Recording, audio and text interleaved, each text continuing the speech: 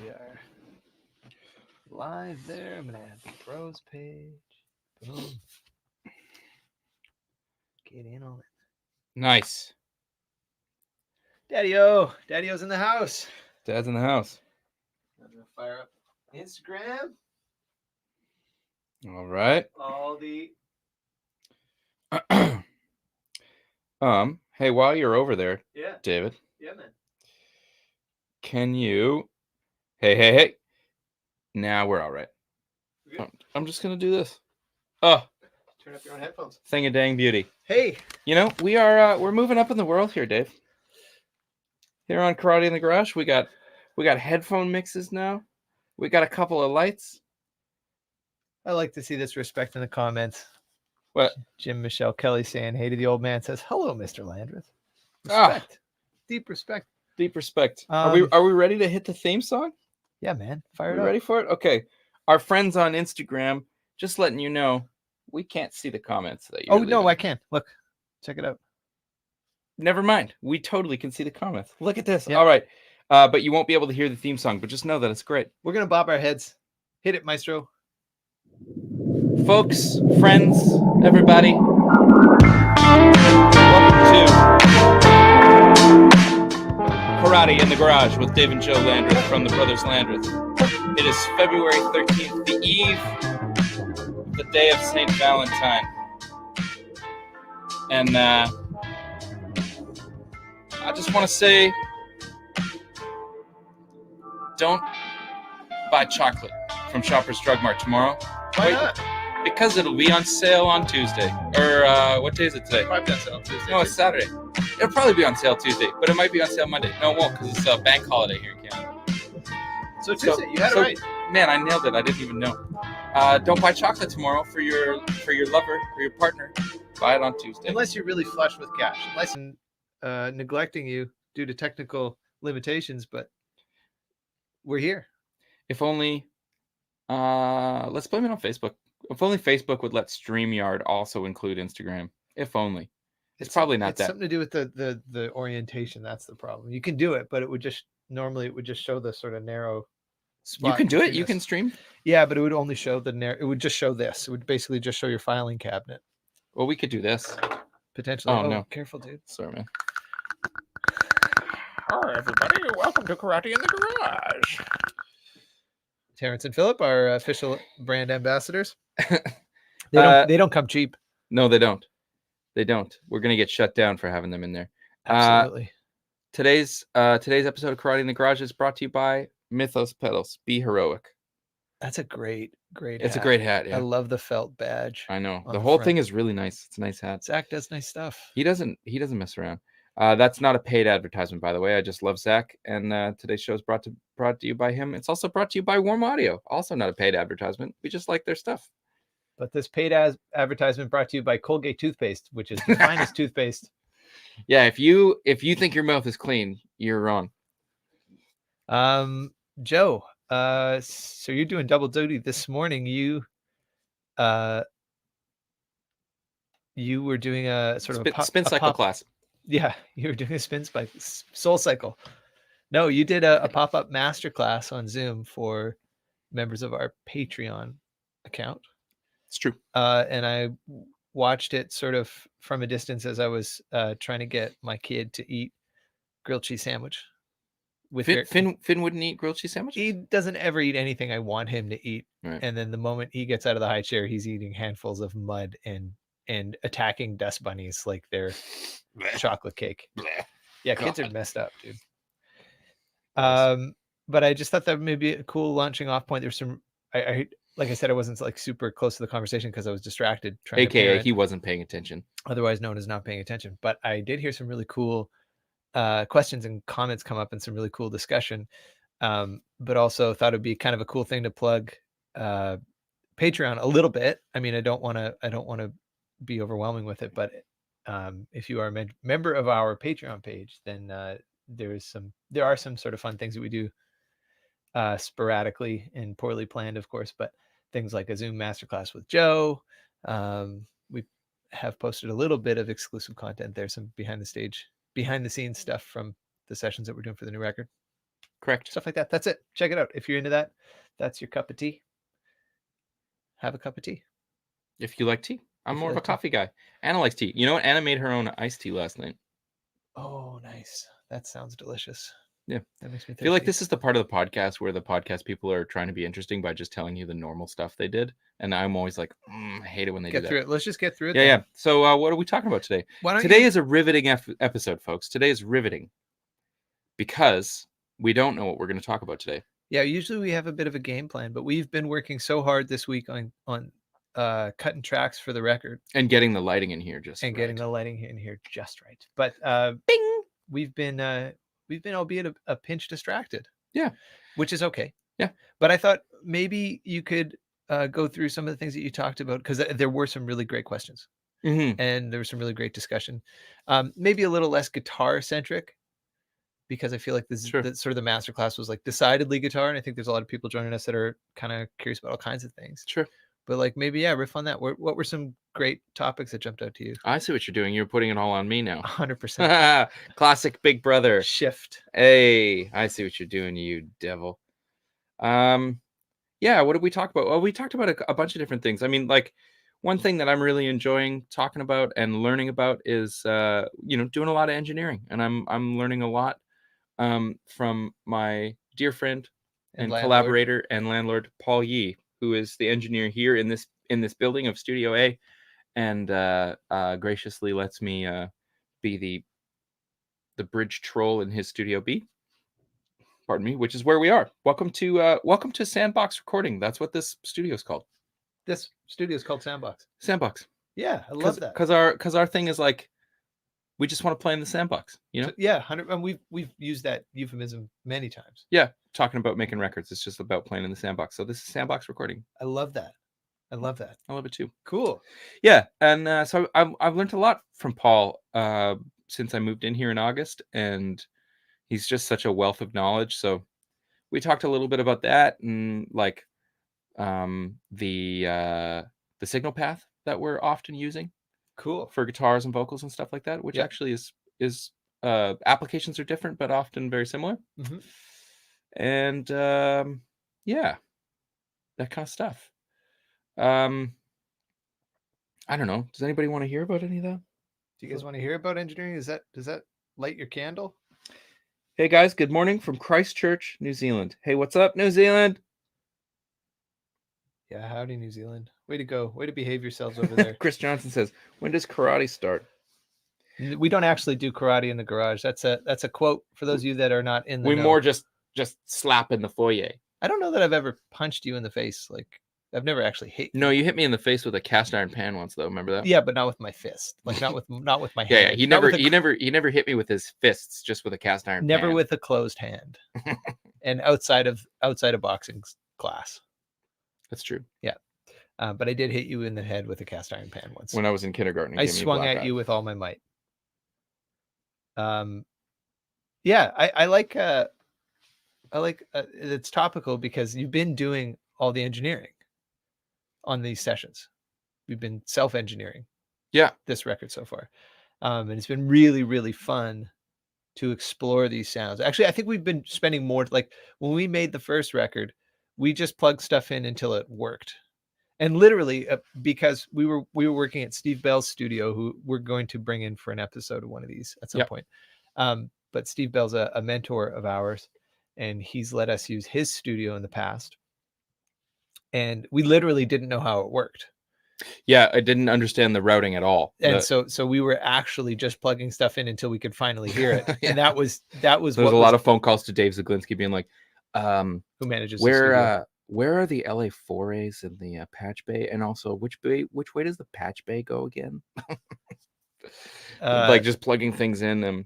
Yeah, I saw Dan Runyon he says he's interested in the engineering stuff. So here's talk about that for a minute for sure. Yeah. Here's the thing that I learned from Paul this year that's kind of blown my brain open, and he sort of explained it like this. Of course, I have no experience recording to tape. That's never something I've ever done. Yeah, I've never even been on a session where we recorded to tape. That just wasn't by the time I started doing sessions and stuff, that just wasn't happening. So the philosophy is to get as much level into the tape machine as you can. Now, and there might be somebody out there that knows better than I do, and if so, please speak up in the comment section. As you can, obviously without it distorting, because the tape machine itself makes, and the channels and everything make a fair amount of noise. Yeah. And so you get as much signal as you can going into the tape, so that there's as little noise. Or maybe it's the tape makes noise after. So when you're mixing and you're turning things up, as you turn the signal up, then you get the noise. You get the noise that's on that signal as well. And Paul sort of explained to me that that's not really a thing when you're recording to a digital platform. And so you actually can get away with recording into Pro Tools or Logic or Cubase or whatever you're using, quite a bit quieter, and that gives you a little more headroom on the faders themselves, because you have more resolution on the faders when they're up a little bit higher. So when you turn the fader down, it makes less of a difference as it does at the bottom of the fader. So you can get away with having a little less headroom going in, and then get more out of your plugins and bring the level up that way. Right. The louder the track is, the harder it's hitting your plugins, your compressors, your EQs, your processing, whatever it is you're doing, and it's going to affect the way it sounds. So it's actually quite a bit cleaner, and that has made a massive difference. So once I get my sound together, the signal path is happening. When I'm hitting Pro Tools, I'm trying to aim for about -6. As opposed to Opposed to 0. Yeah. Yeah. That's definitely a different approach for sure. Yeah. And that's made a really big difference in just the quality of the tones, and I think my mixes have a long way to go before I would be very proud of them, but they're sounding so much better than they ever have, just because they're not slamming into everything. And I mean, there's ways to do that. Like if you record in too loud, and you're having trouble with headroom in your plugins, Pro Tools, and I'm sure Logic has a proprietary plugin for the same thing, but Pro Tools has a plugin called Trim, where you just put it in the first slot of your channel and you just turn it down. Brilliant. Yeah. You can also do it with clip gain, but it's clip gain to me is kind of like telling an elaborate lie. Sometimes you forget the lie that you're telling and you forget to do it, and then all of a sudden your track gets pooched, and it's because you cut a region somewhere, and you adjusted the clip gain on everything except for that region, and you can't keep track of it. So to me, it's just you put something on the bus itself, turn it down. Girl, I have no idea what you're talking about. No, that seemed clear as day to me. Roughly. So yeah, that, and then the other thing that I learned from Paul is that for like a relatively neutral sound, you want to compress kind of no more than -3. The more and more you compress, so basically what a compressor does is it takes any of the things that are loud and any things that are quiet, and they kind of bring them closer together. So when you hit a microphone really hard, it will reduce the gain. And so that's you might see on your meters, you can set them to GR, which stands for gain reduction. Yeah. And so when your meter is set to gain reduction, I try to aim for -3. So when the needle hits the 3, or it might actually say -3, that's kind of a nice and neutral amount of gain reduction. Any more than that, and you start to hear the compressor working, which is super cool for certain sounds. Sometimes it's great on acoustic guitar. A lot of times it sounds wicked. It's got a place, yeah. On as a parallel compression, so it's not like it's something that you can blend in like on a room mic sound or something like that. But if you don't want to hear the compressor, you just kind of want it to do its job just kind of quietly in the background, -3. So we'll set the first compressor, which goes before the EQ, and then the second compressor, which goes after, kind of to -3. And I'm sure lots of people have lots of opinions about that and have a lot of ideas. I would love to see kind of what other people are doing, but that's kind of what we do. And that's kind of our safe zone. And then when we want to go for some more bombastic sounds, then we'll hit the compressors harder. I have a pair of old DBX compressors that were made for like hi-fi. And a friend of mine, like record players and stuff, and a friend of mine said, hey, you should try one of these on your drum bus, like as a parallel compression thing. And they sound awesome, and they're kind of trashy and wacky. And so I like to put those on room mics for guitars. Cool. Yeah. Sorry, that's probably super nerdy for some folks. That's all right. So But people are asking. You asked for I'm it. going to jump. I got a couple of questions popping up over here. Right. I'm and kind of take a bit of a turn. Today's episode is also brought to you by President's Choice Sparkling Water. It is not brought to you by them. Well, it's brought to you by us. This is a labor of love. This is a grassroots affair. Whatever, man. Whatever. Okay, here's a quick one just for those of you that are wondering, and often we get folks that are wondering about lessons with Joe. So Oliver says, "Hey there, good to see you. Nice to see you too. Is there a minimum guitar level required to jump into a guitar lesson with Joey?" Uh, Joe, you want to come? Yeah. No. No. No minimum. Yep. I mean, it is a bit of a diminishing returns, I think. If you are brand new, it may be more cost effective for you to get started with someone local. And then when you're the lessons are not the cheapest thing in the world, that's for sure. So I am absolutely happy to sit down with you, but full disclosure, if you're brand new and you've never touched a guitar before, might be a little more cost effective for you to start with someone local and then work your way up and give me a call. Yeah, But that's good advice. I'm happy to sit down with you if you're keen. Let's do it. Very cool. joeylandreth.com/lessons if you're interested. And if you are a member of our Patreon, you get a bit of a break on the lessons. This is true. There's a discount there. There's So a bit of a little bit discount. of incentive to join the Patreon. I promise that'll be the last time I plug it. No, it won't. Probably won't. I like this question from John Vellante. Joe Vellante. Being Valentine's Day tomorrow, I'd like to know, how do you cope with commitments to music as well as your love lives and the ups and downs related to both? Oh, man. Hard-hitting question, Joe. Wow, you're not pulling any punches, Joe. No. Good question, though. Great question. And something that we've talked about before. And it's hard. What? Nothing. Sorry, carry on. I just saw a question here that referenced that said, "P.S. I'm concerned for the precarious Noble DIs behind you." And I was just like, is my Noble going to fall off the shelf? It's okay. Are you happy, you big baby? No, you can put it back. I don't mind. No. I wouldn't want you to be uncomfortable. Well, people were seeing it. And they appreciate seeing it in the shot. Now it feels like there's a tooth missing on the shelf. Well, there are consequences. That's not for me. That was Patty. Well, anyways, carry on. So yeah. So Matt, Patty, how you doing, buddy? He played bass with a Pedal Show live band. Oh, cool! I just watched that clip on Instagram the other day. They posted it. It was great. It was very fun. Nice playing, Patty. So yeah, that's a hard-hitting question because it's definitely like one of the more challenging things about what we do. There's Maybe a lot. I'd say the hardest. Yeah, I'd actually say it's the hardest thing. Yeah, and you take this one.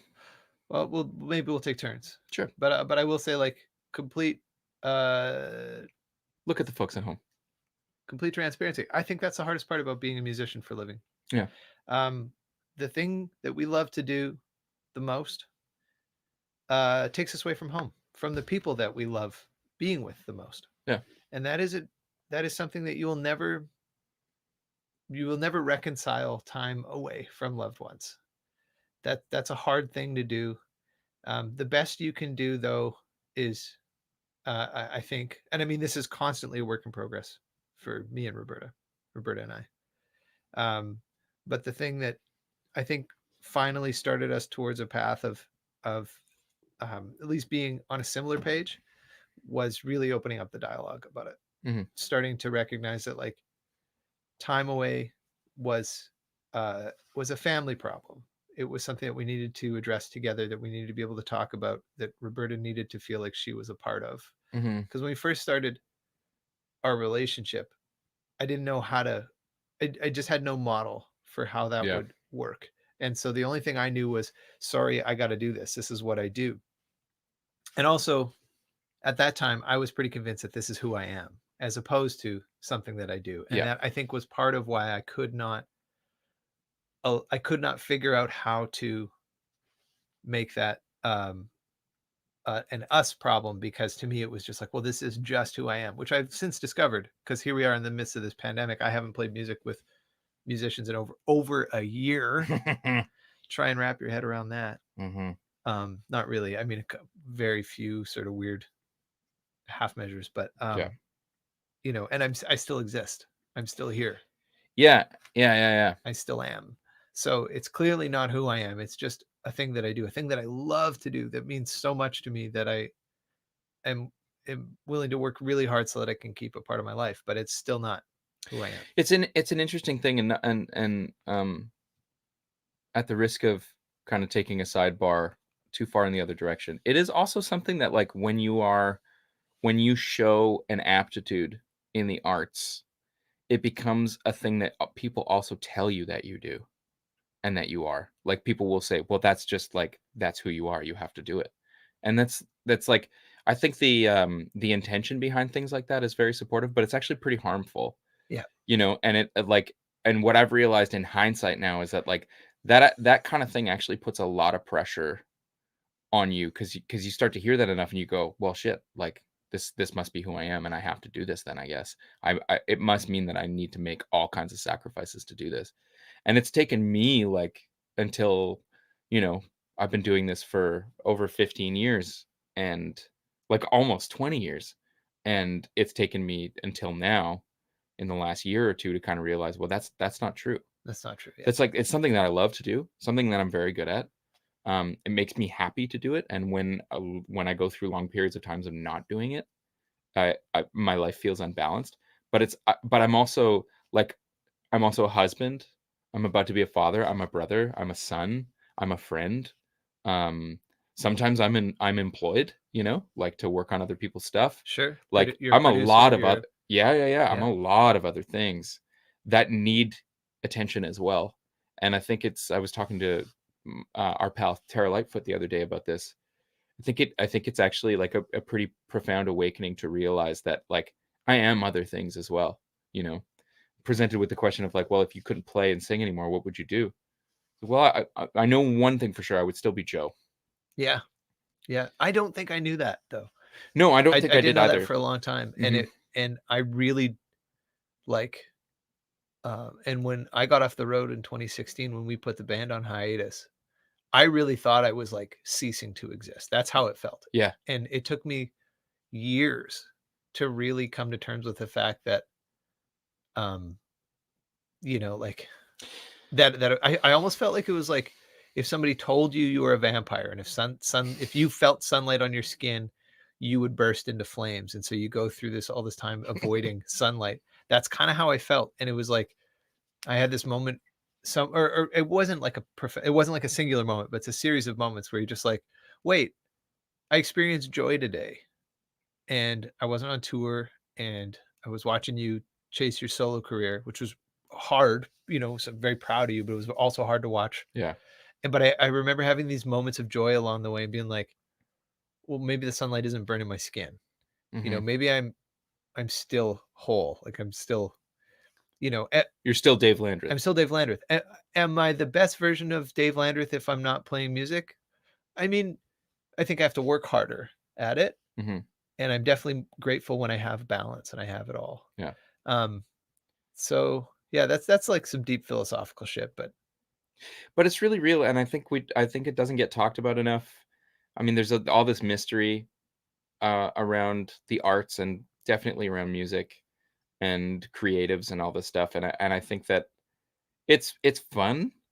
Mystery is fun, but yeah, I don't think it's good. I you don't know, think it's and I think yeah. I think there's, like, there's even, like, a this weird pressure to be mysterious and not share these things. Like, this is a very real struggle, and it is, you're right. It's the hardest thing about what we do. And you don't have to. You can still be a great performer and writer and creative, but also seek balance in your life. And I think, if anything, we've never we've never played better. We've never toured better. I've never been happier, We've never been happier than we have been in the last year, and it's the least 2 I've ever years. played Yeah, while being like a because musician. something came to mind while you were talking about this stuff, and maybe it's the first time I've kind of thought about this, but when you have these thoughts about, like, okay, this is what I do, this is who I am, this makes me who I am, blah blah blah blah blah. Oh, by the way, I just heard the compressor when I said have, so I probably have the compression set a little too high on that. Have, yeah, there it is. Um, do you think that it also kind of comes with an interesting, like, sense of entitlement? Like, I have this pressure on me that I'm this creative, this is who I am, so I need to be able to do this, and I need to be able to do this at an extremely focused level.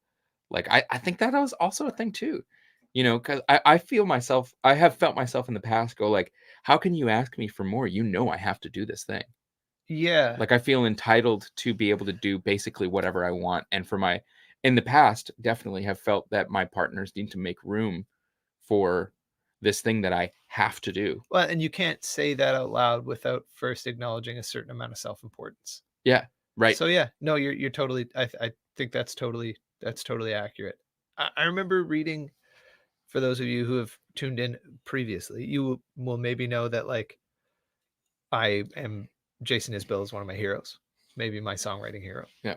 And I remember when he put out his record Southeastern, I read an interview with him. This would have been 2013, sometime around there. So this was a time when I still really felt like this is who I am, not what I do. And he wrote in that interview, or he spoke in that interview and said, um, songwriting is songwriting and playing music is just my job. And that's how I treat it. That's how I approach it. Hmm. And I remember being really cheesed out by that. I just thought like, well, no, man, I don't know. Like, no, obviously not. It isn't. It's who you are, Yeah, because yeah. you're one of the greatest. You're my hero. You're like this vessel for human truth and beauty, and like can't just be a job. And I remember feeling like that took away from the way I saw him for a long time, until I came full circle and then thought about that after kind of having these realizations and being like, well, yeah, of course it's just a job, Yeah. Uh, because you are who you are. And ditto, like I watch that guy. He's like, he's a dad, he's a husband, he's a pal, yeah. you know, And he's a guy. uh, for me, I like I need the balance in my life in order to create music that I believe in. Like I need to like I haven't written a song. The last time I wrote a song, like on my own, that was telling one of my own stories, was the day I moved in here. And that was in August. I haven't written a song since then because I haven't really been able to live my life. Like I am living my life and I'm happy, and Anna and I are having a great time being Sure. locked in our apartment. But like I'm not seeing people, I'm not experiencing things. I don't have anything to write about. And that balance is really important. And I mean, like I think the thing to separate or to make note of is like being a writer, being a performer, being whatever is our job. I love my job. Yeah. I am excited to get up in the morning and go to work. It's not like it's just a gig, just 9 to 5, punch a clock, get home, watch the Bears. It's not like that. But it is important to have that separation, balance, moderation. It's huge. Yeah, It's really tough to find though. yeah. You got to work for it. And okay, and to pull it all the way back to the first question, which was, um, yeah, How do you the cope up. with your commitments to partners, loved ones? I think just recognizing that you have a commitment to somebody else, to be a part of their lives, and them to be a part of your lives, um and that, yeah, if it's my way or the highway, if it's a series of, what's that called when you do that to somebody? Absolutes. No, when you like Oh, ultimatum. ultimatums. That's not a relationship. That's not the mechanics of a Yeah, yeah. relationship sorting itself out and working together. Somebody asked, how do I get my wife to let me do this? It's like that's not how it works. That's the wrong question. Yeah, because you know, Anna and I and you and Roberta, you know, in whatever way have come around to realize that doing this thing that we love does come with consequences, but ultimately it's what we love to do, and so they want us to do it, Yeah. even though it's hard. Yeah. And when Anna and I moved to Toronto, it was because she wanted to explore. I didn't want to leave Winnipeg, but she said, "Hey, I think I really want to do this thing. I want to go to this school. I think it would be good for me for X, Y, and Z reasons." And it was like, "Okay, well, I want you to have that. I don't want to leave home, but I want you to do that. And so let's do it." And I'm going to go into it as enthusiastically as humanly possible because I need you to know that you are supported, whether or not I want to do it or not. Yeah. And that was difficult, and I had a long think about it, but I remember kind of getting around to the point of being like, "Well, what's the worst thing that happens? We move to Toronto and we love it and we wanna stay. We'll figure that out if that happens." Yeah. You know? Yeah, you survived. It was You tough, but you made it. Yeah, totally, and I mean, Toronto still feels like home. I get off the airplane at Pearson and I'm just like, "Ah, I'm home." Yeah. You know? I'm And it other and it home. kinda hurts my heart sometimes when I go to Toronto because it's still home and I miss it. But anyway, Yeah. I um I think, to pull it back to music, that I read something about, Chick Corea had, we were reading them in the Oh, studio the yeah. other day, Yeah, yeah. a list of things, and something that he talked about was the idea that you should play and make music in a way that supports the other musicians? How do you Mhm. make the other musicians sound better? And I love that because I think that's fundamental to human relationships too. If at the core Yeah. of your marriage, you're trying to make music together in a way that makes each other sound as good as you possibly can, you're probably going to succeed. Yeah. And the moment that we started talking about touring and our band schedule to collectively, like we started sitting around the kitchen table, the four of us, me and you, Anna and Roberta, and started talking about the schedule and what was coming up and what we wanted to do. Like then immediately it started to feel like we were succeeding and we weren't fighting No, because each we other were out. collaborating We were and we were saying, collaborating. Yeah, what does it look like if we're gone for 7 weeks? And, our partner's going like, that's not ideal. that's too long. Yeah, Okay. So what is ideal? 3 weeks, 4 weeks max. Okay, that feels great. And to be honest, man, anytime I've been away from home more than 4 weeks, it's honestly more than 3 weeks, 3 it's weeks. brutal. Yeah, 3 that's weeks sort of is what we settled on. 3 weeks is the magic. If we And could do 2 weeks on, 2 weeks off, yeah, and traveling together, finding ways to join us on tour yeah, and bring the making sense family for along. that. And Yeah. like now that we got little ones on the way, you got one and I got one. Yeah. Yeah, rest in peace, Chick Corea. Yeah, man. What a force. Do we know why he passed away? No, Oh I don't man. know. Maybe somebody does, but Yeah. um so karate in the garage is a lot of things. I mean, it's Joey and Dave waxing poetic about whatever we want to talk about, Yeah. but it's also kind of a question and answer period. So if you have AMA. questions, Hit if us you have up. questions, you're on Facebook, you're on YouTube, you're on Twitter, Periscope, you're on Instagram, leave them in the comments. I won't see the questions on if you put the questions in the stories on the bros page on Instagram, I won't see them unfortunately just cuz my phone is over there. Over there. Uh, Um so if you got questions, leave them in the comments cuz I can see them on my laptop here. So questions in the comments. Oh, Eugene says Chicoria passed the cancer. shame. Um Joe, baby question. Chris Chris Monday says, "Hey Joe, complete aside, re-impending arrival. Did you guys find out boy or girl or going for surprise on arrival?" Yeah, we're doing surprise on arrival. That's fun. Yeah, super fun. I don't think you'll regret that. I mean, no matter what happens, the baby will be there when the baby gets there. And so It will be a baby. it will definitely be a baby. My only preference is preferably human. Yeah. Yeah, ideally. Yeah. I listened to this sort of like radio show the other day. They were talking to these parents who were saying like, oh, forever and ever it's been, I don't care what it is as long as it's healthy. And then they had a baby that wasn't healthy, and they said like, yeah, I don't think I'll ever say that again because even though our son is not healthy and he had a serious complication sort of cognitively. I'm not sure what he Oh, had, but jeez. was basically like, yeah, very very developmentally delayed. And they said like, we still love this kid no matter what, and he's not healthy. So that I really took that to heart, because that's definitely something that I've thought too. Like, oh, I don't care as long as they're healthy. But even Even if if they they're aren't not healthy. healthy, Yeah. so my line has been, I hope the baby's human. Yeah. If the baby's not human, we'll figure it out. We've got our fingers crossed for the right species. Yeah. Yeah, as long as we land there, we're happy. Yeah. You've given birth to cornflakes. Let's Uh have breakfast. oh. Marty says, Saudi music therapy with the bros. Yeah, Marty, I'm sorry, man. I keep forgetting to connect with you. We keep missing each other, and I keep missing his texts and meaning to call him back. And I apologize, Marty. Let's hop on the horn this week. Catch up. KJ Photo says, "What town are you looking forward to visiting again most?" They And also say congratulations, you have a lizard. Thank you. I'm so happy that my baby is cold-blooded.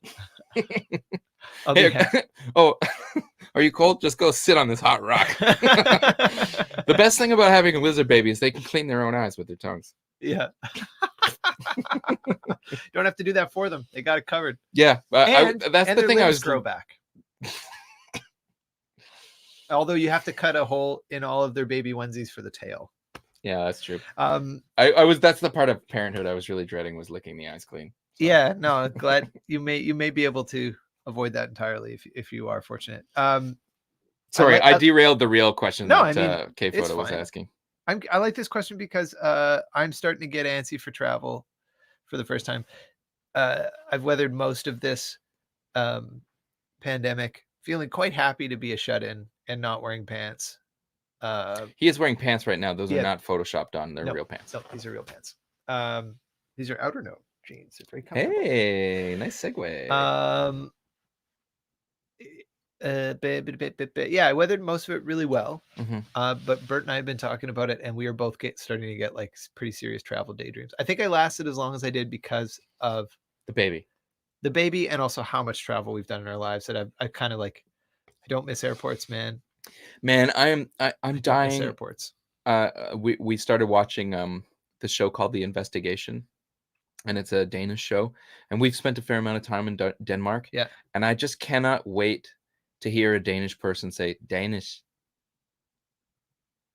I'm Danish. I just love the way they say that word. I miss it. I miss it. I want to go back to Okay, Denmark. what part of Denmark do you want to go back to? Tuna. Yeah. Oh my goodness, what a great The, festival. the greatest thing about what we do is that you just start to collect these deposits of beautiful people all over I mean, playing shows is definitely a perk, but like we have these wonderful friends, You these get wonderful buds. people, You get buds all over. and I miss them, you know, like, and Mhm. they're a part of your family. They become a part of your family, Totally. Yeah. you know. Ulrich and Maria and Morton Fogg and all these people that Yeah, those are the Danish pals. those are the Danish pals, and there's more, and it's just like I miss being in Denmark because the people there are just delightfully different, and Yeah. it's like it's wonderfully strange compared to what the way that we live, and it's always fun, and I mean Germany, Netherlands, I miss it all. The UK, all the places that we spend a lot of time, I really miss it. But I'm really growing. Like this time has really been like, holy shit, man, we have family in these places, Yeah. and it means something. Yeah, And you miss them. I miss them. Miss Yeah, the people. Yeah, yeah. it comes down to the people. The travel appeals to like the perennial younger self. The actual travel, like the seeing a new place, the being in a new place, um, seeing old churches and incredible buildings Hmm. and bridges and sites that you're not Well, accustomed just to. things like parking lots look different, and parking spots look different, and signs, you know, they use a different Sure, font and sure, things like sure, that. It's sure. just like it's just super cool. It's super cool. But I find like that stuff like that really hits me in like the younger self, whereas the people that you miss, that's like the more recent part of myself, which is like I miss my friends Yeah. and those folks. But anyways, Anders Holmgren says, where's that? uh, oh, just somewhere in there. Says we got to come to Stockholm, Sweden, and we do have to go to Copenhagen. We've never been to Copenhagen. Only in the airport when I was on my way to Finland. Stockholm, Sweden. Would love to go. Keith Wilkinson. Do the Danish folks call a Danish, or do they just call it a donut? Well, I don't think it's a donut. It's It's pastry. never a donut. I don't know. Do you call them Danishes in Denmark? That might be a dumb question. Maybe that's why they're called Danishes, because they originated in Denmark. I'm sure that is the case. What do you guys call them over there? Or do you just call it an us? Hey. It's probably just a pastry. It's Would just a you pastry. would you like a strawberry us? Speaking of family, can you Jeff Kavanaugh says Jeff lent me a really cool pedal that I have to ship back. I'm sorry, Jeff. Now that I see your name, I'm feeling sheepish because I meant to put that in the mail last week.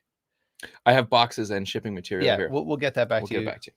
Stat. It's a really, really cool pedal by Cuff and Wren called Wren and Cuff. Wren and Cuff? I don't know. Wren and Cuff. And I don't remember what it's called, but it's cool. It's a fuzz pedal. Fuzz pedal. Sounds great on Sounds this. great. And we used it on the record.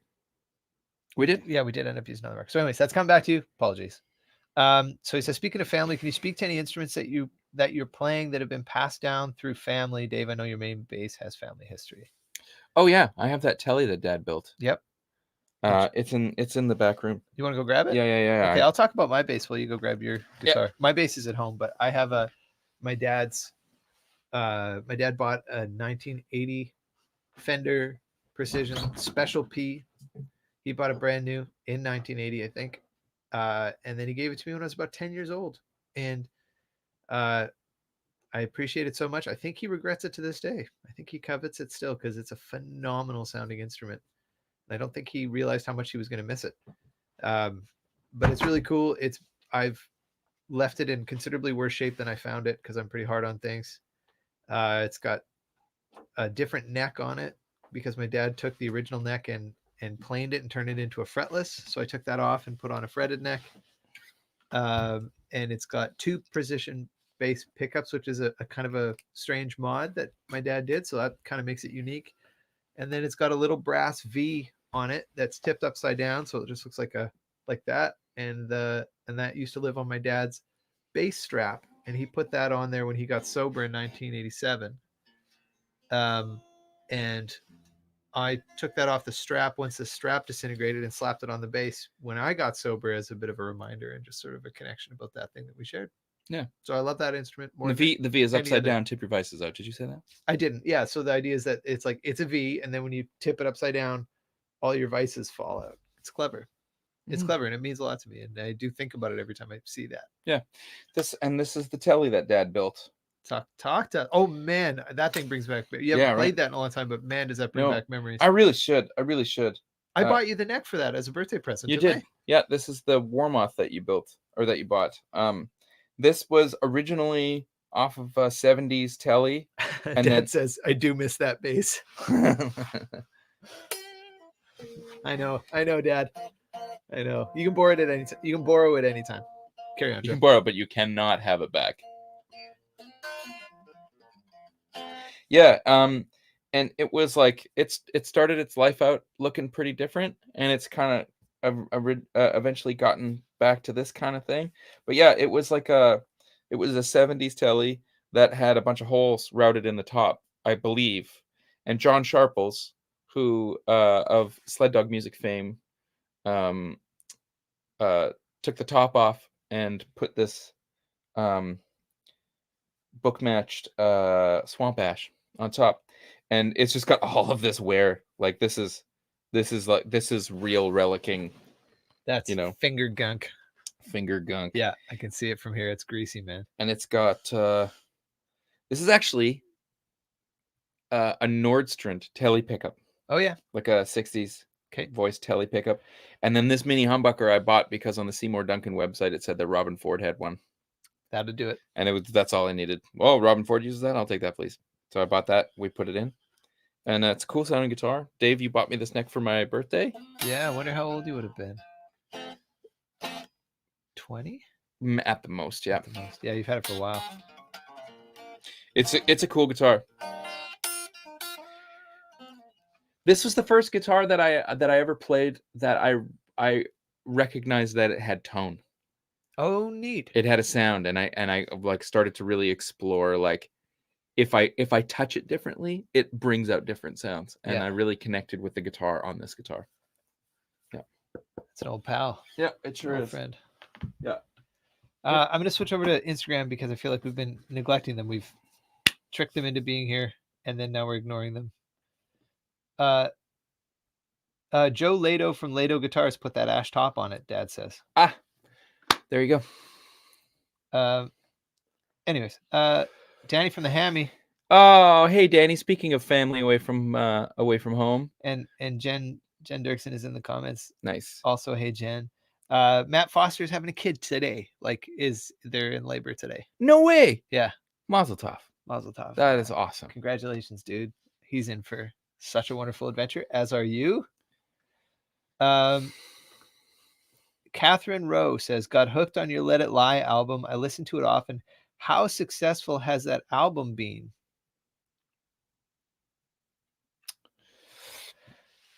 That's such an interesting question. Let's talk about success for a minute. Yeah. What's success? Success is something that you decide, I think, for yourself ultimately. Yeah. If you want to be healthy about it. Success is 100% scalable. Sure.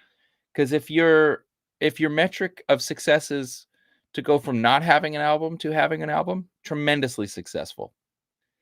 If your metric for success is to make a record that people like, very successful. Tremendously successful. Tremendously successful. If your marker for success is made $2.4 million on album sales, total flop. So successful. Total flop. That belly flop. Belly flop off the 10 meter. Off the top rung. Just like folding chair in hand. Missed the mark. Landed flat on its face. and Oh, knocked himself out. yeah, And there he is, just sitting face down in the ring with his like little tidy whities, just like kind of hiked a little bit high, so you can kind of pulled up your butt crack yeah. like that. But you know what? That's never been what this is about for us. Never, not even for a minute. And the fact that that album can still bring people into our music And bring them joy. and yeah, it's such a gift. And Yeah. we had no expectations for that record. We wanted to make a record, we wanted to put it out, and our goals were like, we would love to use this to go and play some festivals around southern Manitoba. And Yeah. the fact that it's taken us around the world is just like It started our own TV show like right to a live with studio audience. sponsors by President's Choice. Frick, we're actually not sponsored by President's Yeah, Choice, they're gonna, but for PC, sure we're gonna get a cease and desist letter. PC, we're willing to talk. Yeah, We love your come to the bubbly table. water. Come on to the table. Yeah, it's a great question. I love when people ask about success, because I think you're allowed to define your own success. Mhm. And my motto's always been like, shoot low, man. And you're like, we're like a Fortune 500 company, if by my metrics, Oh hell yeah. by my standards. Yeah. It's never been about the money. It's always been about doing something that we love with integrity. And I think that record, we just got lucky. We hit it. We hit it on the head the first time, you know. Yeah, in a and lot of ways, we did not know, and it was very lucky. We just sort of went into the studio and made the record with the skills we had and the songs that we had, and out came what that was. And we recorded originally 9 songs because we only had 9 songs. Yeah. And then we added 2 more. We stole one from Dad. Thank you again for letting us borrow your song. Yeah, and then we had a record with 11 songs. Yep. And then we tried to stretch those out for 45 minutes every night for 200 days a year, and for like 6 years. For like 6 years. Yeah. That record, we put it out in 2000. It initially came out in 2013, and we did not put out another record. Really, we did like the Undercover Brothers thing, but we didn't put out another record until you put out Whiskey in 2017. Yeah, and then we didn't put out another Bros record until 19. 2019. Was it 19 when that came out? Yeah, 87 came out in 19. Friggin' heck. So, anyways, Dale Wallace said, Dan Burchett says, I'm successful. Nice. Hell yeah, you are, Dan. Dan's a beast of a songwriter from right here in Winnipeg. My bride and I, my ship, my sail, my dream, dreaming of thee. Oh man, I listened to Lucky Day the other day, front to back, with Finn, and Dan. All those songs are brilliant, man. And you have Dan is one of the most prolific and talented songwriters I've ever met. And there is so much music. Mm-hmm. There's so much incredible music. But that record specifically, Dan, if you're still listening, is one of my favorites. I love Lucky Day, and I listen to it still a lot. Sweet. Yeah. Yeah. What were you gonna say? Sorry. Dale Wallace says, "Love you guys. Call me back." Frig. Sorry, Dale. God, I'm the worst. Okay. Do I need to call you back, Dale? No, I need to call Dale back. I'm out of that. Okay. Note to self: got to call back Marty. Got to call back Dale. Man, got to send back Jeff's pedals. That's a you problem. That's an us problem. You're gonna help. The boxes are in the back room. Help yourself. Danny from the Hammy is asking. What's he saying? I can't see that. How's the new album coming? Oh, he's asking on Instagram. He's asking, how's the new album coming? How is the new album coming, Joe? It's coming. Yeah. It's going along. Yeah. We actually got like my favorite guitar tone we've ever recorded the other day. We posted it on Instagram. Yeah. It was so fun. It was my old brown face super. Explain to people why. Okay, for those of you that have seen the clip, Joey's in the isolation. In the booth. Yep. And he's in the corner, playing to the corner, and I thought I was being clever, and I tagged on the bottom, nobody puts baby in the corner. It's not funny when you have to explain your punchlines. But I tagged it anyways. And then why don't you tell people why you were playing? Like, walk us through that guitar tone. So a little bit, because it was spectacular. There's this outro for this one song that takes a pretty significant departure from the body of the song. The vibe of the song is actually pretty up tempo, pretty poppy, actually. Yeah. Kind of got some sort of like almost 80s-ish, right? Maybe a little bit. It's kind of got, and it's one of the tunes that I brought to the table from what I thought was going to be my next sort of solo record. Yeah. And we decided, no, let's put this on the Bros record. These can be Bros records, thank God, because I love both those songs so much. Yeah.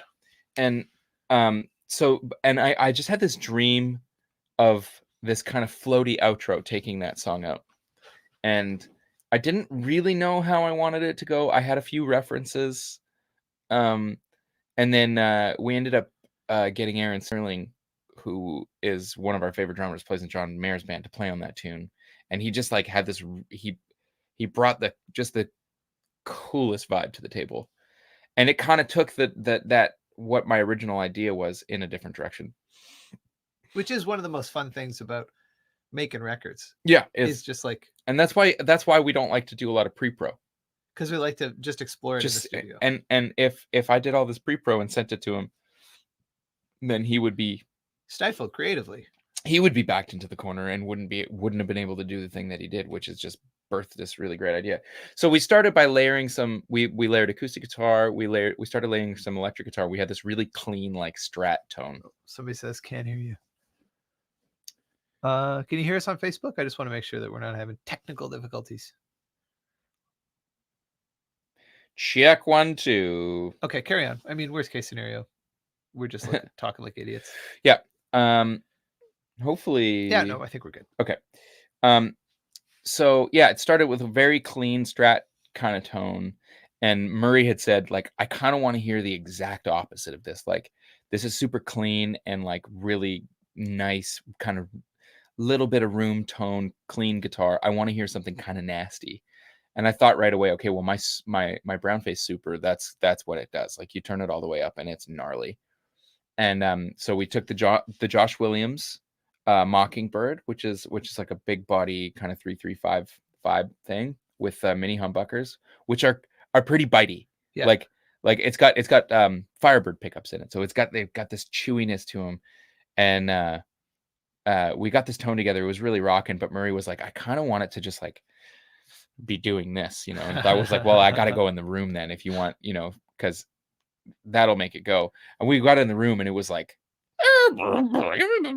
so the only place that we could kind of get the right amount of controlled feedback so that it was just kind of bubbling like this was to have me behind the baffles, because I always put up well, not always, but I often put up a set of gobos in between and gobos are just like basically like big sound baffles to separate the sound of the cabinet from the rest of the room if I'm capturing a room sound. And that just kind of helps keep some of the direct cabinet tone out of the room microphones and allows the room microphones to capture more of the room. So I had to stand on the other side of the baffles facing the corner, and basically like where the baffles come together, there's a little gap. And so if I really wanted it to feed back, I would just tilt the guitar toward the crack and then like, kind of like live mixing the feedback. It was so fun.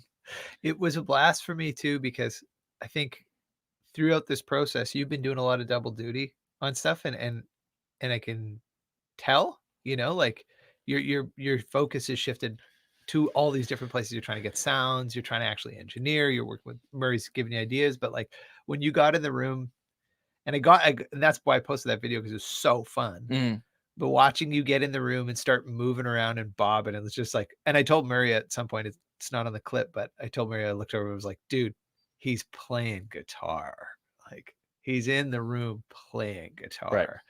And it was so fun. It was so inspiring. I think he did probably 3 or 4 passes. Yeah, I could have easily kept playing, but it was like, we got what we need. Yeah. But it was so fun. Once we settled into that groove, I was like, damn it, we should have at least doubled that outro. But that's like always less is more, though. Yeah. You know what I mean? Yeah. Except for when more is more, you know what I mean? But we'll definitely double or triple it live. And my buddy Dirk, he saw that clip and he was like, I love that. Like, I got to come and sit in. Like, no problem. You come in and plug in, and you can take that thing for a walk. I'm gonna throw a curveball at you, Joe. I know you. I'm gonna throw a curveball at you. Okay. Because I love the question. I love the spirit of this question. Are you froze? Am I frozen? Oh, no, we're just behind. Okay. We're lagged a bit. Let me go find it. Male cat boy. Love the name. On Instagram says, have you ever played D&D? No. And what characters would you make? I haven't played D&D, but I would love to discuss for 3 minutes about what character you would create on Dungeons and Dragons. Okay. I was like, what are you talking about? Dungeons and Dragons. Okay, I don't know anything about this. It's like Skyrim, but on like a tabletop board, and you have a dungeon master who sits in the corner and like makes all the rules, creates like the game and then walks you through it. It's the coolest. I'll start and then you follow. Okay, usually when I play games like this, I haven't played Dungeons and Dragons, but I do love like fantasy games and stuff. And I'm usually a ranger character. I have a propensity towards like chaotic, good elves with like good sneak tactics. Like if there's like a friend of like a wolf, like friend of wolves, ranger, chaotic good, like half elf would be what I would be. And then what would you be? Whatever character I could just put the most extreme clothing on. Like when I play Tony Hawk, Pro Skater, my guy has pink hair, purple shirt, tie-dye pants, multicolored wheels, rainbow deck. You know, like that's like whatever guy I can do up like that. That's my jam. I want them to look as ridiculous as humanly possible. I like if I can make it so that they're 8.5 feet tall and 110 pounds. That's my guy. Okay, so like or 3 feet tall and 300 pounds. Chaotic, evil, dark mage, half ogre. What's it like being such a virgin? I have proof. I have one son to prove. We're not going to go I'm sorry I said that. That was that. I'm a bully. Yeah, don't bully me. Sorry, what were you going to say? Bad guy or good guy, basically, is what you're saying. Chaotic evil. So you're like, I'm like a good guy who's like on the edge. Like Jason Statham is a good guy. I'm a drifter with nothing left. I'm a drifter with nothing left to lose. You can hear that comp going, girl. Right? Yeah. So that's you, and I'm just like I'm not a bad guy. I just want to see chaos reinstated in the universe. I just Oh well, that's good. People are laughing. They appreciate it. Nigel Baker says rogue with -20 to stealth. Yes, they do. Yes, they do. Hey, you know what? We actually have to. This is going to be a slightly shorter episode because I don't want to leave the Instagram folks hanging, and we only have an hour on Instagram Live, right? I don't think that's true. Is that you can? I think you can. Oh, okay. That was a thing for a minute. I bet. Oh, Jen, can you let me know? Jen, can you let me know in the comments? Do we have an hour max? Jen Wahoo says, "I love your band. You better." I'm just kidding. You don't have to love our band. I'm gonna look for another question. Joey. All right. Here somebody says we'd be heroes in a half shell. Also. Ooh, Turtle Power. Dan. Dan's so sweet. Dan sent us $10 and says, I've been enjoying the stuff you've been doing to connect with regular dudes like me, so I feel like I owe you this. I appreciate y'all and can't wait for the new album. Who will be in the tour band? You don't owe us anything, Dan. Yeah, you certainly don't. The reason that we're grateful. The reason that we do this is because we feel like we owe you guys. So 100%. This is us staying in touch with you because we miss you. And we're grateful. You single-handedly give us a career. You give us the opportunity to do the thing that we love to do the most. And we miss you, and this is our way of doing that. But thank you. We're gonna buy 2 very nice cups of coffee. Yeah. And in case there's any confusion, we work for you, not the other way around. You know what I mean? Yeah, kind of, mostly. Yeah. I mean, nobody tells me what to do, but you know what I mean. Yeah, I mean, I tell you I'm just kidding all the time. Yeah, you're such a boss. What's up with dealing line? That's a hockey question, Joe. Does that something you understand? Excuse me, sir, does that something you understand? Do we trade Line? Yeah, he's gone. You know what? I don't know much about hockey. I enjoy hockey, but I really don't understand. You know, we'll ask Chipman. What were they thinking? Yeah, we'll ask Chip. We're buddies with the owner, one of the part owners. Owner. Great guy. Really, really nice character. Lovely man. Yep. We'll ask him. We'll get the inside. No, we won't ask him because he doesn't ask us why we do what we do. Sorry, we won't. Oh, Dan's asking about who's going to be in the live turn band. That's a great question because it's a bit of a revolving chair these days. I don't know. Liam Duncan has been pretty solid in the keyboard chair, so I imagine as long as his schedule is open, that he'll be our first call for keyboards. Yep. And sort of the third guy on the front line. Curtis Noah said Mike Carbone. Those are Dan Roy. Those are the folks that have been occupying the drum chair. Yep. And I think it just comes sometimes Dave Landreth plays bass. Occasionally when he's available. And sometimes Joe Landreth plays guitar, but he's unpredictable. When I'm not producing internet TV shows extremely well, I might play bass. Yeah, it's going to be really interesting because I anticipate that things are going to open up gradually, not all at once. Am I sitting funny? You're looking at me like I'm sitting funny. No, I just realized that I don't think I have this mic set to Omni. I wondered, I sound really different than You you sound do. really good, yeah. Do I sound better than you? You do. Do you want to check to see if it's on me? It's gonna pop, but let's No. just do it. Okay, Joey's going to check. I didn't think that I sounded better, only that I sounded different. TBH, to be honest with you. Oh, and Jeff kicked in 10. Now I sound very different. I don't know. Whatever. I care not. What'd you say? You can hear us. That's all that matters. Yeah. People can hear us. Oh, Jeff still not Kavanaugh better. kicked in $10 because Anna and Roberta deserve coffees too. They deserve coffees far more than we deserve. Oh my coffees. God. Yeah, maybe we'll get coffees on the way home. Hell yeah. Oh, can I borrow your car? Yeah. Because I gotta change the battery in Stu's car. Our manager, Stu, we both drive. I sent a really funny comment to Mitch Mosden only in your Zoom masterclass because I didn't know how to send one to the whole class. And apparently I was just messaging back and forth with him, but it was hilarious. Joey was talking about how, again, you measure your success differently. And Joey's like, well, for context, I drive a 1997 Toyota Camry that my manager gave me. Actually, that's Stu's partner, Kale, gave us. Oh, Kale. Yeah. So anyways, and it's actually not it's not even our car. It's still Kale's car. You're just allowed to drive it. But Kale doesn't need it. And with the baby, she was like, you need something that's not a 15-passenger van, which also our 15-passenger van died the other day. So yeah, the engine blew up. Okay, so my joke was though that Stu Anderson, such a nice guy, he'll give you the car right off his back. Because I also drive his old car. He gave me his 2005 Volkswagen Golf. When Finn was born, basically, he gave Finn the car. He gave Finn. Yeah. He gifted it to Finn. Yeah. So we're just a bunch of deadbeats who can't buy our own cars, basically. Yeah. You know what my dream is? This is okay. Listen, when people are like, if you could do anything, if you had any amount of money, what would you do?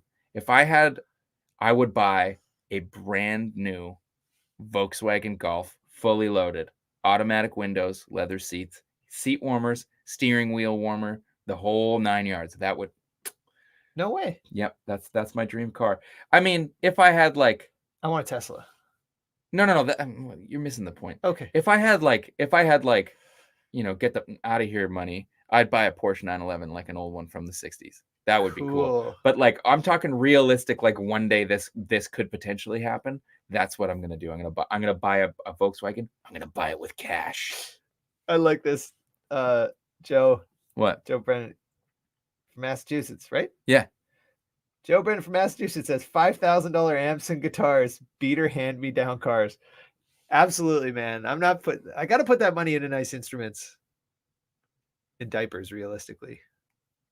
I don't know how to answer that, but yeah, he's right. Yeah. Good point.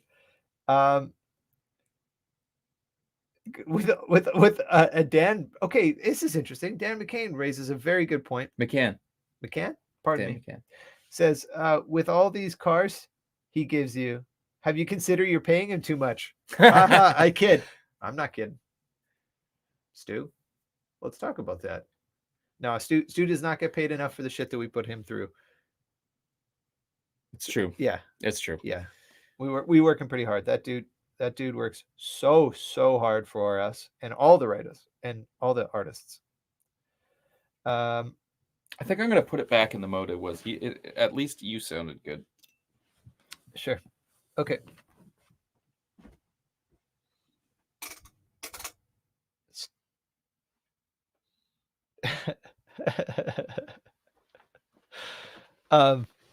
Mike Carbone says, he's laughing. Dave, I want a Tesla. Joe, no, you don't get the game. Oh yeah, no, I don't get the game, but I do. If we're asking about cars, I want a Tesla. You got to manifest destiny. I am manifesting destiny. I want a Volkswagen Golf. We didn't finish our conversation about band members, which Mike is reminding me of. The reason that I'm really curious about how things are going to play out in the next little while is because I feel like the world's going to gradually reopen, and that I feel like there will be a handful of shows that we're able to do that have less to do with musicians' availability and more to do with who can we hire from a certain zone where they can safely travel from without having to quarantine for 2 Right. So we're in the process of designing musician robots with called drum machines, and they're perfect. Drumists. You know what? I was talking about this with Anna the other day, and for whatever reason, there's I find the word like guitarist to be kind of pretentious, and somebody's like, "Oh yeah, he's the guitarist Would you from this prefer band." guitarer? Well, guitar player, but then I've also come up with like my response to that is like guitar playist. Yeah, Liam Duncan is our keyboard playist. I don't know why, and it's not logical. I just like there's something about it when somebody's like, so and so was the guitarist for 12 years in that band. I'm like, I don't know why. I don't know why. It's a weird word. It grabs you in the wrong way. It just grabs me in the wrong You know way. what? Another one is when people vape. That word, it just every time I hear it, like it makes like when you see somebody vape, you're just like, it's not even the act, it's the word. The word is just upsetting to me. I don't know why. I just don't like it. You don't like it as a verb. Yeah, it's just a word. No offense. Like, but what if there's vape? I guess we don't vape. There's vapor. It's vaping is the act of consuming vapor. So why don't we say vaporizing? Why don't we just say smoking? Smoking vapor? I don't know. Anyways, moving on. We're both pretentious, and we should take back what we just said for the last 3 minutes. Yeah, I'm gonna comment. I apologize. Jen. Okay, y'all. The deal here. Jen Dirksen is the marketing manager at our label and is always our go-to for social media questions. And I asked them whether Instagram would last after an hour, and Jen has been sort of feeding me info, and apparently we're still up and running, which is great. We're not using a third-party app, Jen. I just have my phone sitting over there as well as Joey's phone. So Joey's phone's up there, Dave's phone's down there. We're just multitasking. But I'm so glad it worked because I was worried that we would just die on Instagram and leave all these people hanging, which would be not nice. Ben Kirkham says, Dave and Joe. Oh, I'll put it up on the screen. This is hilarious.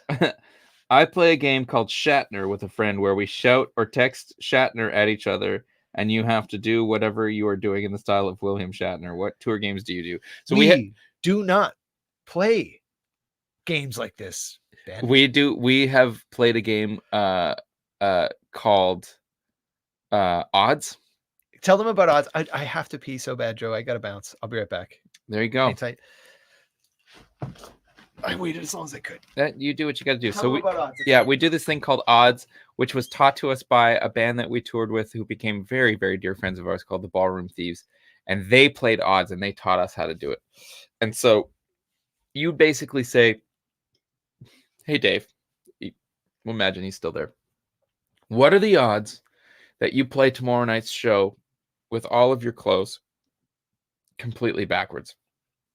And he would say, you know, if he was like open to the risk, he would say 7. And so I would then count to 3, and then on where 4 would go, we both say a number. Or how does it go? Yeah, we both say a number, and if we say the same number, he has to do it. If he decides to default on that, then he owes me the number that we picked, 7. He owes me that many anytime push-ups, of which I can call upon him to do at any time, including during a show. And so there was an example of this, and the good folks of Glasgow, Scotland, may remember this from a show that I played there. Oh God, what was the name of the venue now? I can't believe I can't remember. The one in the basement on Sauchiehall Street. And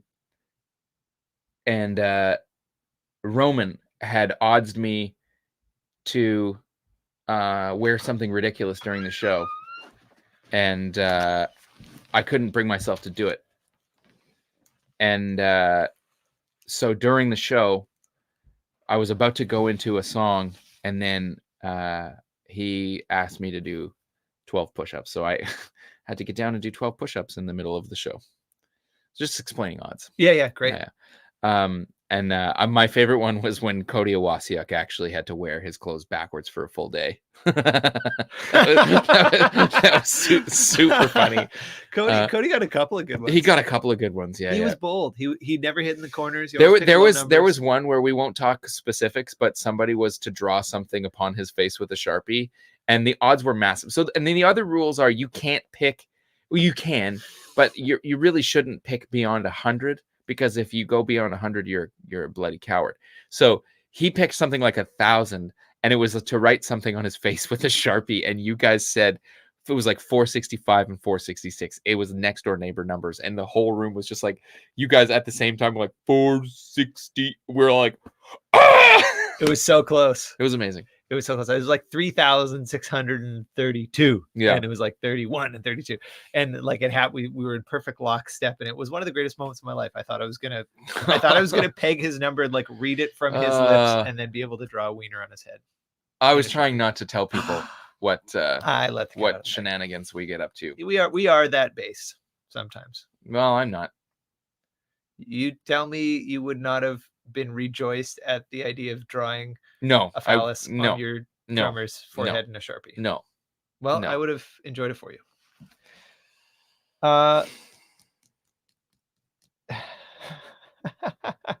Hey Ben, are your kids still up? I guess it's early. Mom says a vapist? No. No, I don't like it. Pianer.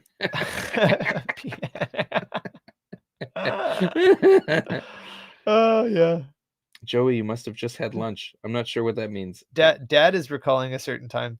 Dad says, "Who ended up with a target shaved onto their chest?" That would be Devin Mock of the Ballroom Thieves, and he lost an odds. He lost an odds. I was driving from Toronto to Quebec City. It was the beginning of that run where you had to stay home. I was home with Roberta. And Dad was playing bass, and Dad played bass. Yes, and we got to Quebec City one day early. I went out for dinner with the Thieves, and Devin had one too many and lost an odds, and I got to shave.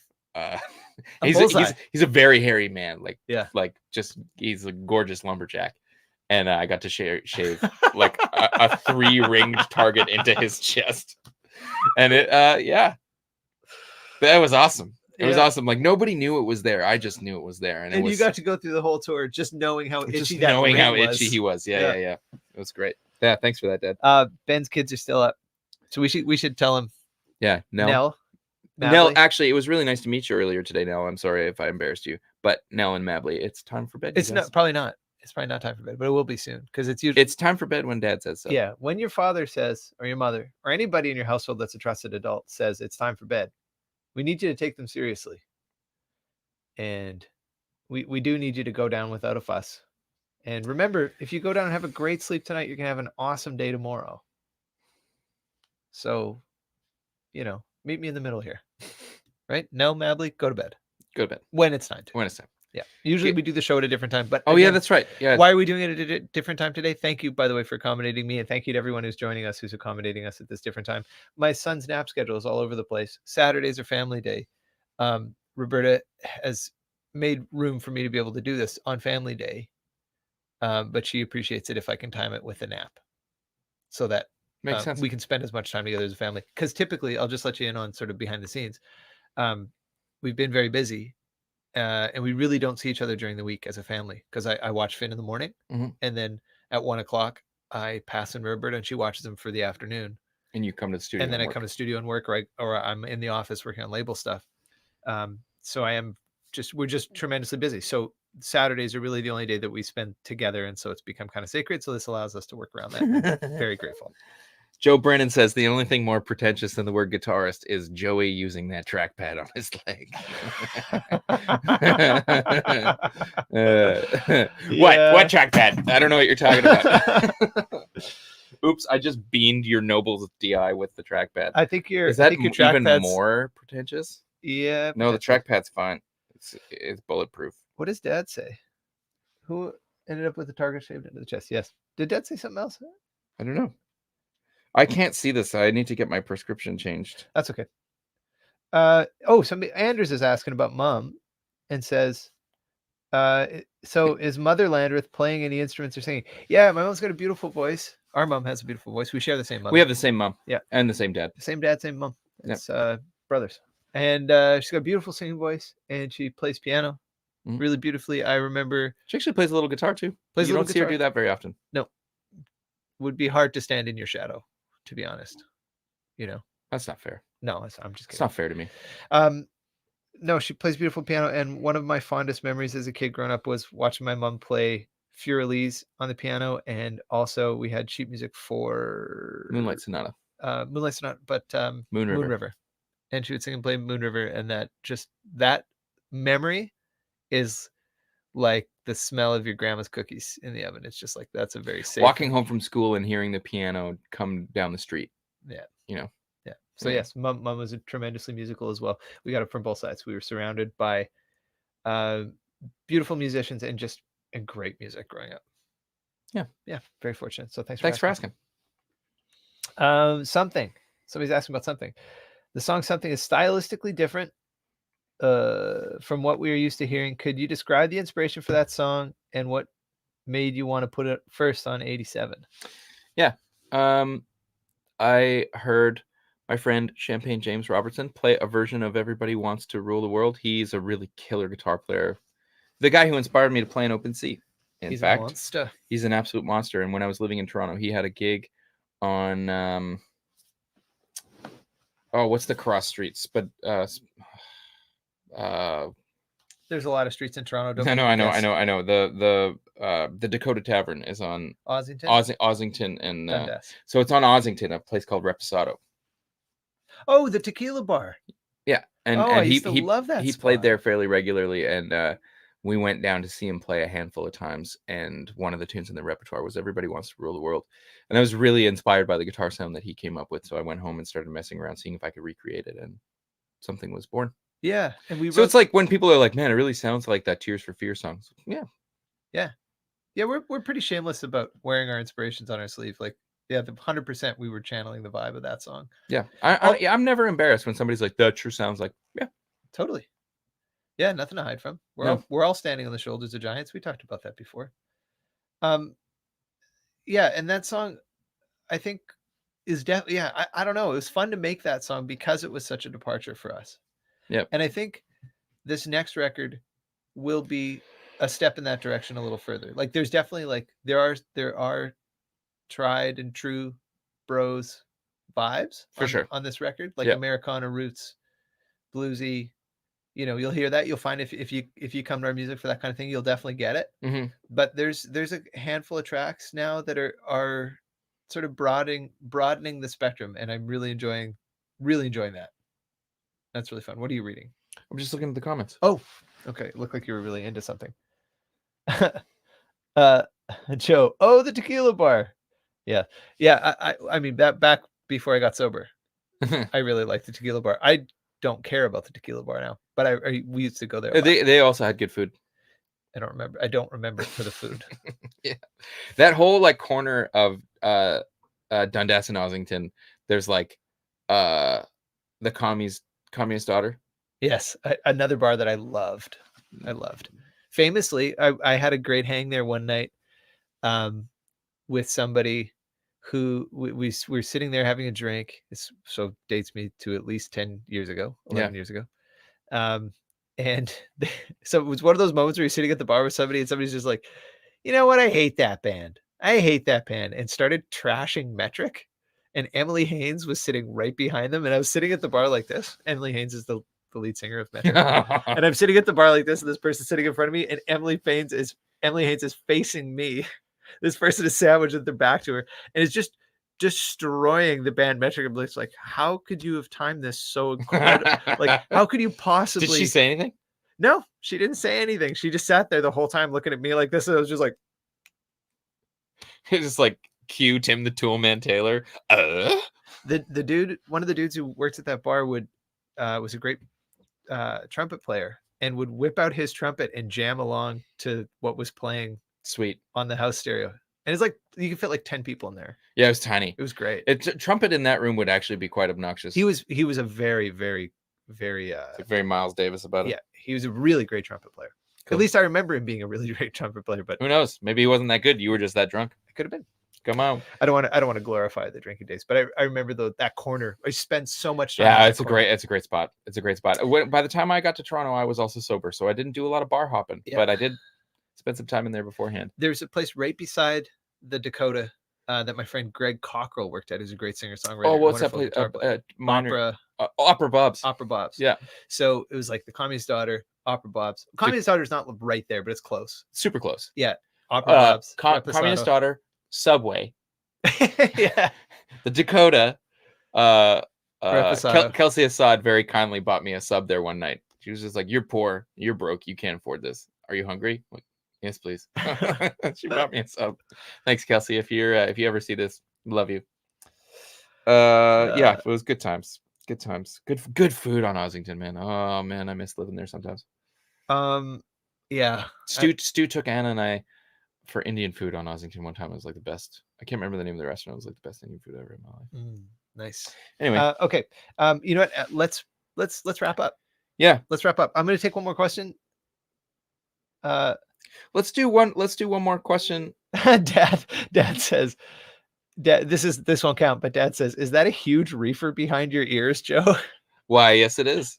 No, it's actually today's episode is brought to you by Apple Pencil. We're definitely going to get a cease and desist from that. Nice. Hey, no, I was going to say something nasty, and I Don't do it. It's an Apple Pencil, but you can believe that it's a reefer if you want. Yeah, because it's legal here. Yeah, totally. Smoke all the Apple pencils you want. Smoke all the Apple pencils. Anyway. I'm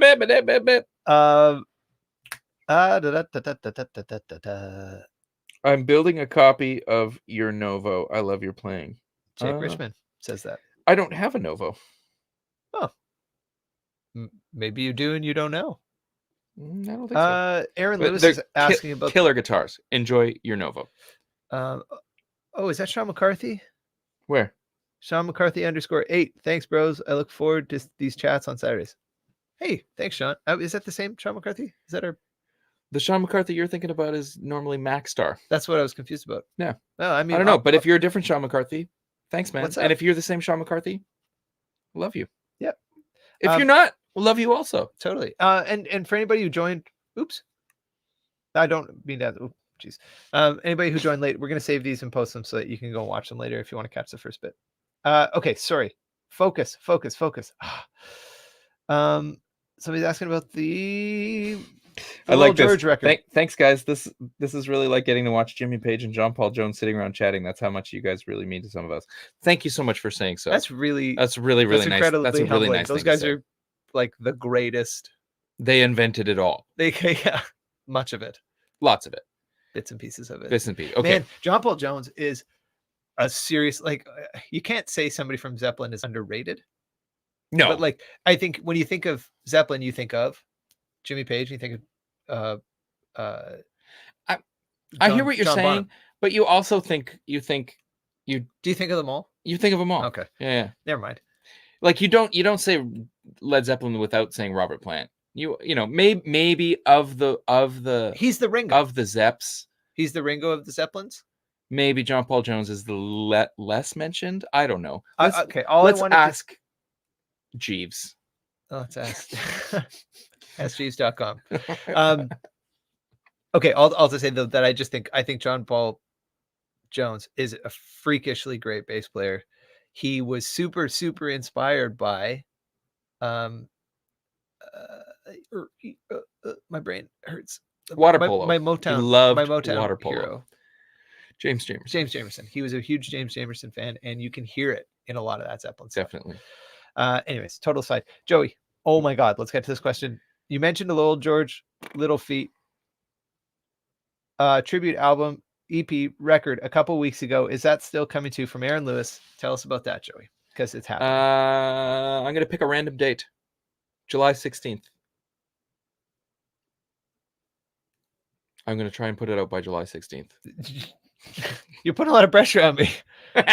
We'll get it done. That's possible. That's possible. Yeah. The only thing left to deliver is masters and the album art. Yep. And I will take care of I will get the masters teed up for you. I have a few things to just finish off on that question. But I'll get you the IRCs and stuff.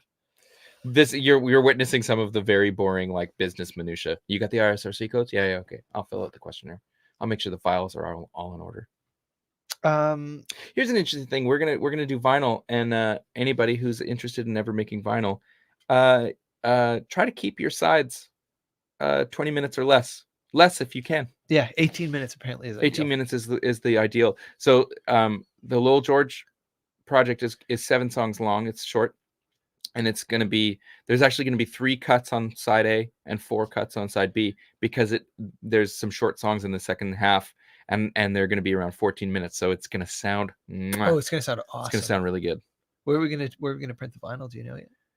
Not sure. I mean, we typically use standard. Yeah. But we'll see. They'll be I want to thrilled do it. something really fancy. I want to see if we can do like the halftime pressing, like really make it hi-fi. Yeah, cool. We'll check it out. But I don't know enough about that to say definitively. But July 16th is going to be the day that we are throwing darts at, hopefully, to try and get it close to there. It'll be some Friday in some month of this year. Yeah. For Okay. sure. Last question. Anders Hallgren, longtime listener, first time caller. No, Anders is very active in the chat. Yep. We're always glad to hear Regular from caller. Anders. Welcome back to the line, Anders. Okay, sorry. My apologies.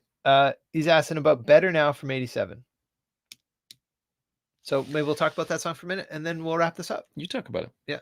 Could I? Mm-hmm. So I'm going to, as you start to wrap up, I'm going to start rolling the outro music, so don't get distracted. It's going to be hard. I'm going to take an ear out just so I don't get distracted. Okay.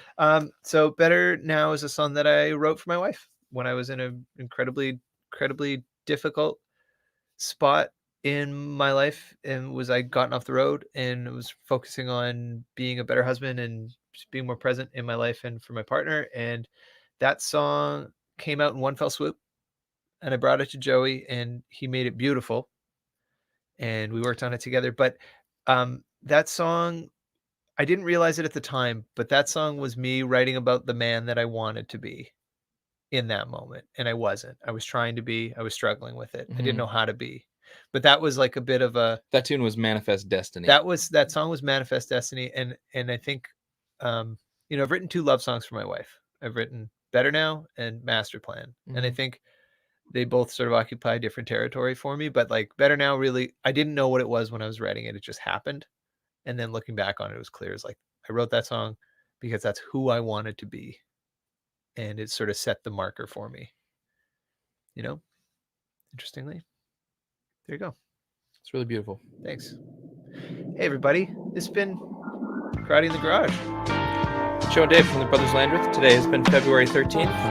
And will be for another handful of hours, depending on where you are in the world. We absolutely love spending this time with you folks. So thank you so much for joining us on all of the social media platforms. And we are and have been, will continue to be the Brothers Landreth. Yeah. And hey, I love you. I love you too. And you guys take care of yourselves. Be kind to each other. Be patient. Stay safe. And we'll see you next week. Absolutely. All right. Don't have to run.